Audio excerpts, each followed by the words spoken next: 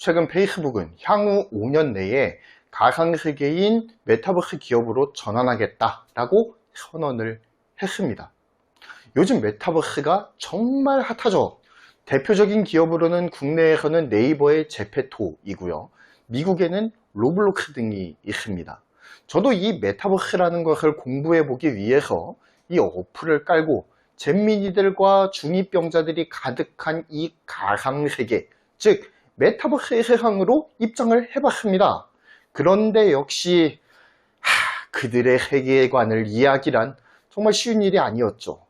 그러나 제가 이런 새로운 세상에 적응을 잘 하든 잘 하지 못하든 그런 것과는 전혀 상관없이 지금 국내외의 대기업들은 이 메타버스라고 하는 것을 새로운 플랫폼으로 인식하고 이를 선점하기 위해 치열한 경쟁을 시작했습니다. 지금은 메타버스가 게임과 엔터테인먼트 쪽으로 집중되는 경향이 있어요. 그렇지만 이는 비단 게임에만 국한되는 것이 아니라는 데에 문제가 있습니다. 아직 메타버스는 시험 단계고요. 이제 막 꽃을 피우기 시작한 산업이라는 거죠. 앞서 말씀드린 페이스북 이외에 아마존도 메타버스가 존재하기 위해 필요한 서버, 저장 장치, 네트워크를 구축해서 제공하는 사업을 하고 있죠. 마이크로소프트도 메타버스에 접속할 수 있는 기기인 홀로렌즈를 만들고 있어요. 그리고 또한 트위터도 메타버스 사업 진출을 서두르고 있습니다. 단순하게 말하자면 이제 IT 기업들은 인터넷에서 소셜 네트워크로, 그리고 지금 소셜 네트워크에서 메타버스로 플랫폼을 갈아타고 있다라고 볼 수가 있는 것입니다. 가상현실 내지는 가상세계라고 불리는 이 메타버스 세계관의 최고봉에 페이스북이 서 있어요.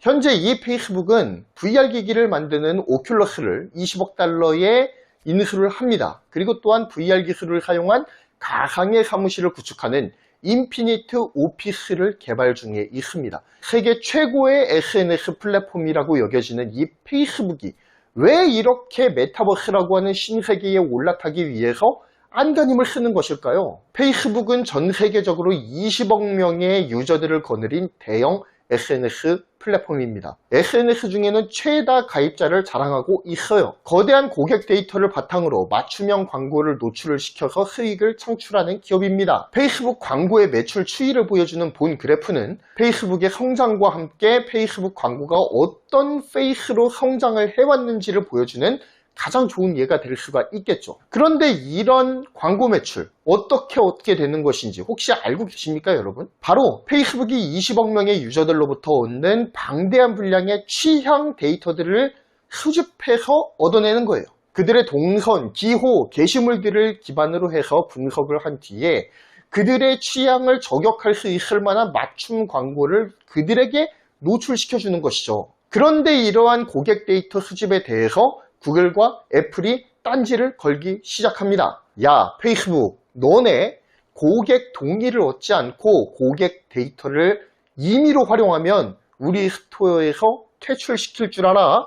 자, 이런 사태가 왜 벌어지는 걸까요? 바로 페이스북이 지금 처한 상황 때문이에요. 그들은 지금 애플의 애플 스토어 그리고 구글 플레이 스토어라고 하는 플랫폼의 체제 밑에 종속되어 있는 상황입니다. 페이스북은 이들이 내놓는 정책이 좋든 싫든 따라갈 수밖에 없는 상황이에요. 그래서 고객 데이터를 수집할 때 고객들의 동의를 받아라 하면은 아무리 페이스북이 싫더라도 이 구글과 애플이 말하는 대로 따를 수밖에 없는 구조가 지금 되어 있다라는 것입니다. 그런데 5G 통신의 발전과 함께 메타버스가 떠오르기 시작하면서 페이스북이 드디어 칼을 꺼내 들었습니다. 우리는 메타버스로 간다! 이거죠. 코로나19 이후 세상은 재빠르게 디지털화되면서 언택트가 대세로 자리를 잡았죠. 그리고 이에 따라서 가상공간의 필요성이 크게 대두되기 시작합니다. 아이러니하게도 코로나19라고 하는 이 거대한 질병은 메타버스 세계관이 뿌리내릴 수 있도록 하는 모판이 되어 주었습니다. 페이스북 등 이제까지 플랫폼 아래 종속되어 있었던 빅테크 기업들이 플랫폼의 지배에서 벗어나기 위해서 메타버스 공간으로의 탈출을 꿈꾸고 있는 겁니다. 내가 바로 메타버스 공간의 주도적인 플랫폼이 되겠다라는 것이죠. 자, 그렇다면 이들의 반란 성공할 수 있을까요? 안타깝지만 단기간에 페이스북이 구글과 애플에 종속된 현 상황을 탈피할 가능성은 그리 커 보이지 않습니다. 다른 여타의 메타버스 매체들도 마찬가지예요.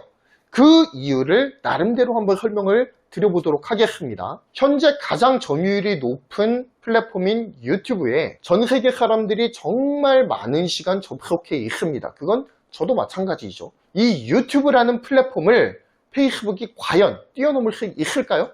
또 제페토나 로블록스 또는 앞으로 나올 메타버스 플랫폼들은 과연 이 유튜브를 뛰어넘을 수 있겠느냐라는 겁니다. 저는 이 메타버스라고 하는 새로운 플랫폼이 유튜브의 점유율조차 뛰어넘기 힘들거나 혹은 뛰어넘는다라고 하더라도 5년 이상의 시간이 걸릴 것이라고 생각합니다.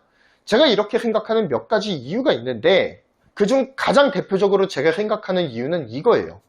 메타버스라고 하는 가상 공간에 입장하기 위해서는 이 VR 장비라고 하는 아주 거추장스러운 도구를 사용해야 되기 때문입니다.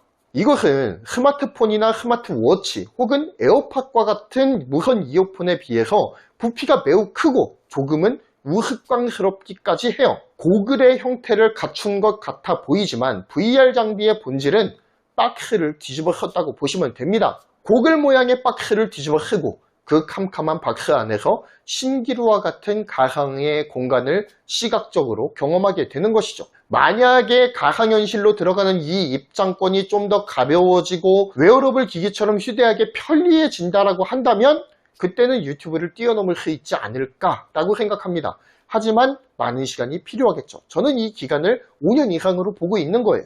또 다른 한 가지 이유는 이 유튜브라고 하는 플랫폼은 수동적으로 콘텐츠를 소비하기에 좋은 플랫폼입니다. 가만히 있어도 내가 원하는 영상들을 보거나 들을 수가 있어요. 알고리즘이 기가 막히게 골라줍니다. 여러분, 클럽하우스라고 하는 음성 기반 플랫폼이 있습니다. 알고 계시죠? 처음에 일론 머스크와 같은 인플루언서들이 이 플랫폼에 참여하면서 덕분에 관심이 폭발적으로 증가를 했습니다. 덕분에 흥했죠. 그렇지만 지금은 망해가는 플랫폼 중에 하나예요. 관련 주식인 아고라의 시세를 봐도 곧 망하기 직전인 것을 알 수가 있어요. 이 플랫폼이 많은 사람들에게 받아들여지지 않았던 것은 무슨 이유일까요? 곰곰이 한번 생각을 해봤습니다. 아이폰만 가능하다는 그 폐쇄성 때문일까요? 아닙니다. 클럽하우스가 추구했던 이 폐쇄성은 오히려 흥행 요소였죠. 초청장이 필요하고 인사들만 입장이 가능하다는 이유 때문에 대중들의 주목을 화끈하게 받았죠. 클럽하우스가 내리막길을 걷게 된 이유가 무엇일까요? 그거는 바로 사람들의 귀찮음 때문이에요.